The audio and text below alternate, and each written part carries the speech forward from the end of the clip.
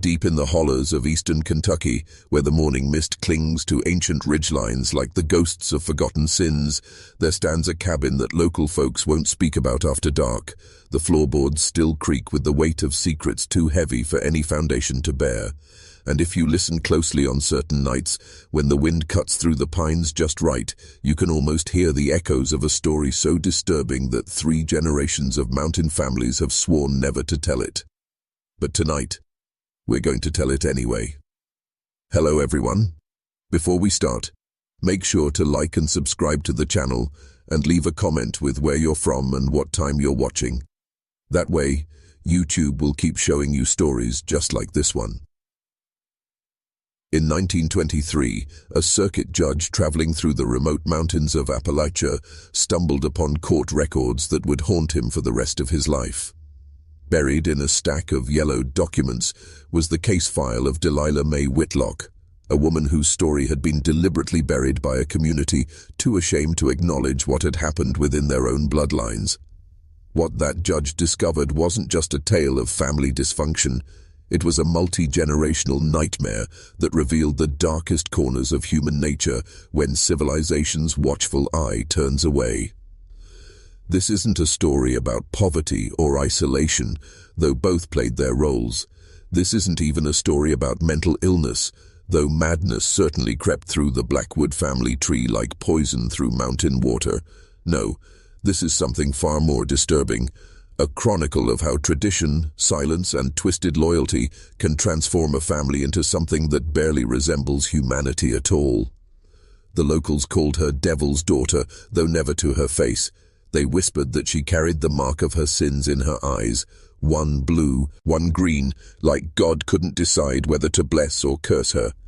But the truth about Delilah Mae Blackwood runs deeper than superstition. It runs deeper than shame. It runs all the way down to the bedrock of what happens when a family decides that their bloodline is more sacred than the laws of God and nature combined. What you're about to hear has been pieced together from court documents, diary entries, and the testimonies of those brave enough to break decades of silence. Some of these details have never been made public, some probably shouldn't be. But the truth has a way of clawing its way to the surface, no matter how deep you bury it. The Blackwood family had been scratching out a living in the Kentucky mountains since before the Civil War, when the first Josiah Blackwood claimed a patch of rocky ground that nobody else wanted. They were what mountain folk called ridge runners, families so isolated that the outside world might as well have been another planet. No mail came up their hollow, no preacher made the treacherous climb to their door, and that's exactly how old Josiah preferred it.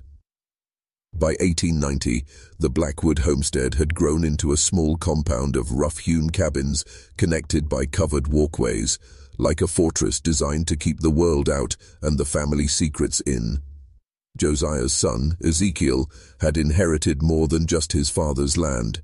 He'd inherited his paranoia, his contempt for outsiders, and his unshakable belief that the Blackwood bloodline was somehow special, chosen, set apart from the common rabble down in the valleys. It was Ezekiel who first began preaching what he called the pure doctrine to his children. He'd gather them around the fire on winter nights and tell them that God had blessed the Blackwoods with superior blood, that mixing with outsiders would dilute their divine essence, that their family was like the biblical patriarchs who married within their own tribes to keep the bloodline sacred. The children listened with wide eyes as their father quoted twisted interpretations of Scripture, weaving together fragments of Genesis and Leviticus into a doctrine that would have made any real preacher sick to his stomach. But it was Ezekiel's daughter, young Mary Catherine, who truly believed. She absorbed her father's teachings like dry earth drinks rain, and by the time she was 16, she was already helping him spread the pure doctrine to her younger siblings. When Mary Catherine married her first cousin, Jeremiah Blackwood, in a ceremony performed by her own father, Bain, and their family chapel, the mountain community barely raised an eyebrow. Cousin marriages weren't uncommon in those isolated hollows, after all. What they didn't know was that this marriage was just the beginning. Mary Catherine had already been pregnant twice by her father before she married Jeremiah. pregnancies that ended in stillbirths that the family buried in unmarked graves behind the main cabin. And when she finally bore a living child in 1891, a daughter they named Delilah May, the entire family celebrated the birth as a sign of God's approval for their pure doctrine. But Delilah May Blackwood was born into a world where the definitions of family, love, and duty had been so twisted that she would never know where one ended and the others began. Delilah May's childhood was a masterclass in psychological manipulation disguised as religious devotion.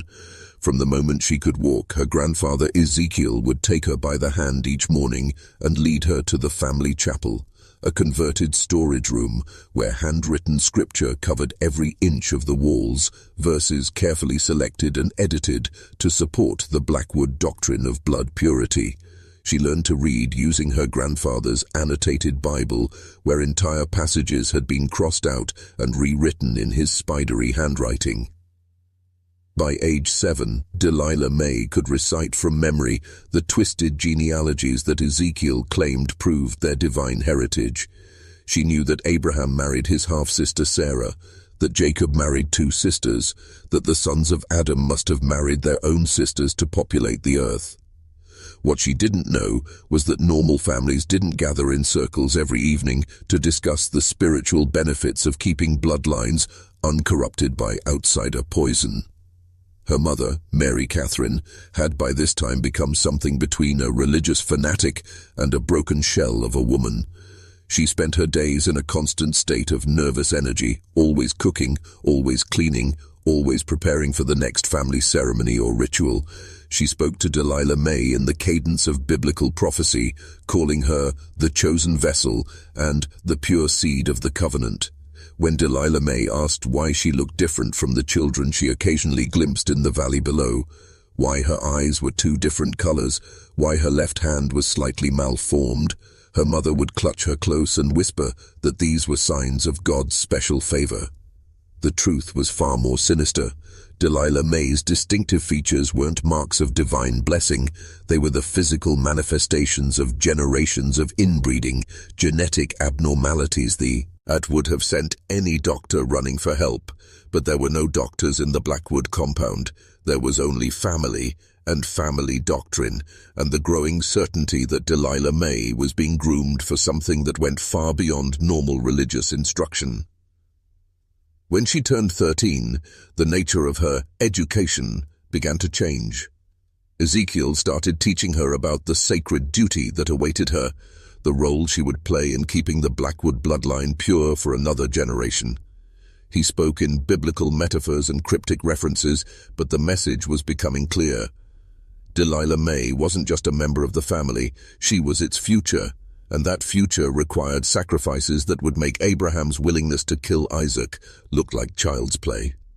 The mountain winter of 1904 would be the last time anyone saw Delilah May smile. What happened to Delilah May during the winter of 1905 can only be pieced together from fragments, a torn diary page found years later stuffed between floorboards, testimony from her younger brother, who finally broke his silence decades later, and the chilling court records that would eventually surface.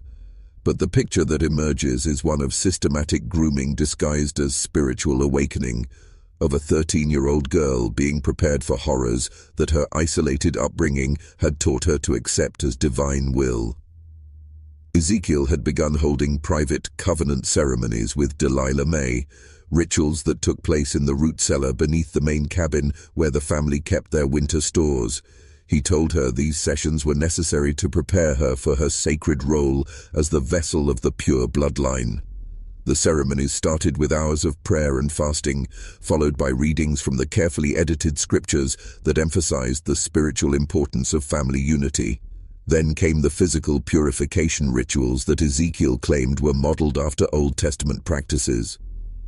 Delilah May's mother, Mary Catherine, not only knew about these ceremonies, but actively participated in preparing her daughter for them.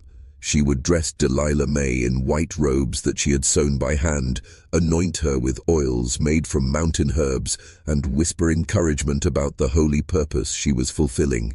In Mary Catherine's fractured mind, she wasn't delivering her daughter to abuse, she was presenting her as a sacred offering to preserve their blessed bloodline.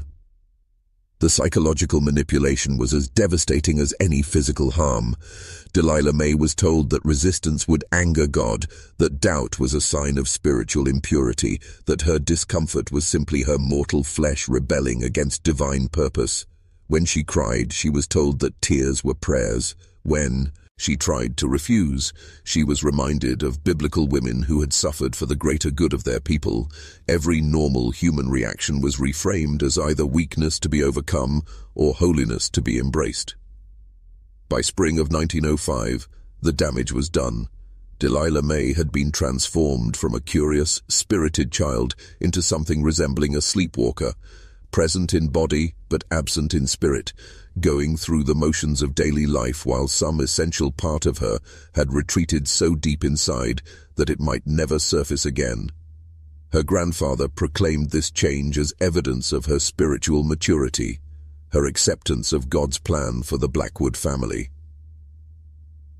But Ezekiel's plan was just beginning. The ceremonies in the root cellar had been preparation. What came next would ensure that Delilah May could never escape, never tell, never find her way back to the person she might have been. In the summer of 1906, when Delilah May was 15, the Blackwood family held what they called the Great Covenant Ceremony. For weeks beforehand, Mary Catherine had been preparing special foods and decorating the family chapel with wildflowers and hand-carved symbols that Ezekiel claimed were ancient Hebrew marks of blessing. To any outside observer, it might have looked like preparation for a wedding. In the twisted logic of the Blackwood doctrine, that's exactly what it was. The ceremony took place on the night of the summer solstice, with only the immediate family present. Ezekiel presided wearing robes that Mary Catherine had sewn from black wool, while Delilah May stood before him in the same white dress she had worn during her purification rituals. Her younger siblings, 3 brothers and 2 sisters, all born from the union between Mary Catherine and her own father, watched from the shadows as their grandfather spoke about the sacred duty of bloodline preservation. But this wasn't just religious theater. This was the moment when Ezekiel formalized what had already been happening for months. In front of his assembled family, he declared Delilah May to be his covenant wife, bound by divine law to bear children who would carry the pure Blackwood bloodline into the next generation. He quoted fabricated scripture about the spiritual power of multi-generational unions, about how the prophets of old had practiced similar sacred marriages to maintain their connection to God. If you're still watching, you're already braver than most. Tell us in the comments, what would you have done if this was your bloodline? Delilah May stood through the entire ceremony like a statue, her mismatched eyes staring at something beyond the candlelit chapel walls. When it came time for her to speak the vows that Ezekiel had written for her, she recited them in a voice so hollow it might have been coming from the bottom of a well. The words were about duty and purity and sacred purpose, but they might as well have been a death sentence.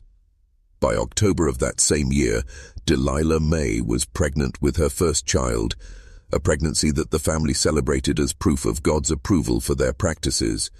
When she gave birth to a son in the spring of 1907, they named him Ezekiel Jr., after his father and grandfather, who were the same person. The boy was born with severe physical deformities that the family interpreted as marks of divine favor, but which any medical professional would have recognized as the tragic consequences of extreme inbreeding. This was just the beginning. Over the next 8 years, Delilah May would give birth to 6 more children. The Blackwood compound during those years became something that defied description, part nursery, part asylum, part monument to human depravity. Delilah May's children, all fathered by her own grandfather, bore the devastating genetic consequences of generations of inbreeding. Some were born blind, others couldn't walk or speak properly. One daughter, born in 1910, had such severe developmental disabilities that she never progressed beyond the mental capacity of a toddler, though she lived to be nearly 30 years old. But Ezekiel saw these deformities as signs of divine blessing, proof that his family had achieved a level of spiritual purity that transcended earthly concerns about health and normalcy. He would hold each newborn up to the light streaming through the chapel windows and declare them angels sent by God to bless the pure bloodline. The more severe their disabilities, the more convinced he became that they were touched by the divine. Delilah May herself had become something barely recognizable as human. Years of pregnancies, trauma, and psychological manipulation had transformed her into a hollow-eyed caretaker who moved through her days like a ghost. She rarely spoke except to murmur biblical phrases that her grandfather had drilled into her. When she did interact with her children, it was with the mechanical tenderness of someone going through the motions of motherhood while her soul had fled to some unreachable place. The other family members had fallen into their own patterns of dysfunction. Mary Catherine spent her days cooking enormous meals for the ever-growing household while muttering prayers under her breath. Delilah May's younger siblings, her uncles and aunts who were also her brothers and sisters, had been so warped by their upbringing that they saw nothing abnormal about their family structure.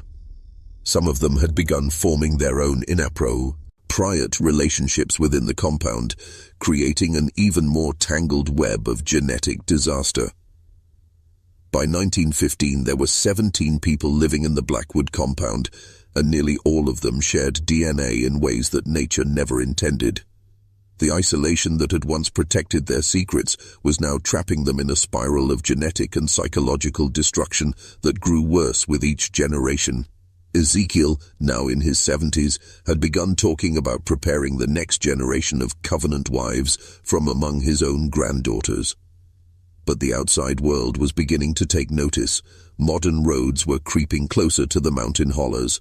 Government officials were starting to ask questions about families who never appeared in census records. And in 1917, a forest ranger hiking through the area would stumble upon evidence that would finally crack open the Blackwood family's terrible secret. Forest ranger Thomas Mitchell was tracking a wounded deer through the dense Kentucky wilderness when he first caught sight of smoke rising from what his maps showed as uninhabited territory. Following the thin gray line through the trees, he discovered the Blackwood compound, a cluster of ramshackle buildings that looked like they had been forgotten by time itself.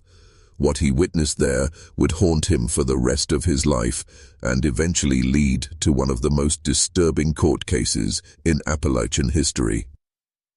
Mitchell's initial report, preserved in the Kentucky State Archives, describes a scene that seemed to come from another century. Children with obvious physical deformities wandered the compound like lost spirits, many of them unable to speak coherently or care for themselves. The adults moved with the shuffling gait of people who had never learned to interact with the outside world, and at the center of it all was Delilah May, now 26 years old but looking decades older, surrounded by children who called her both mama and sister, because in their twisted family tree she was both. The investigation that followed Mitchell's report took nearly 2 years to complete, partly because authorities struggled to untangle the web of relationships that had developed over 3 generations of inbreeding. When the truth finally emerged in court documents, even hardened law enforcement officials were sickened by what they discovered. Ezekiel Blackwood had not only abused his own daughter and granddaughter, but had created an entire ideology to justify and perpetuate these crimes across multiple generations. Ezekiel himself died in custody before he could stand trial, taking many of the family's darkest secrets with him to his grave. Delilah May was removed from the compound along with her children and placed in state care, but the damage was already done. She never fully recovered her ability to function in normal society, spending her remaining years in a psychiatric facility where she would sometimes speak in the biblical cadences that her grandfather had drilled into her decades earlier. The Blackwood compound was burned to the ground by court order in 1920, but the legacy of what happened there lingered like smoke in the mountain air. Local families still whisper about the devil's daughter on quiet nights, though most of them have forgotten that Delilah May was not the source of evil. She was its victim. The story of the Blackwood family serves as a reminder that the most horrifying monsters are often those who wrap their cruelty in the language of divine purpose, who use isolation and twisted doctrine to justify the unjustifiable. In the deep mountains of Appalachia, where civilization's reach grows thin, some secrets are buried so deep that they take generations to claw their way back to the surface. But they always do. Truth has a way of surviving even when everything else turns to ash.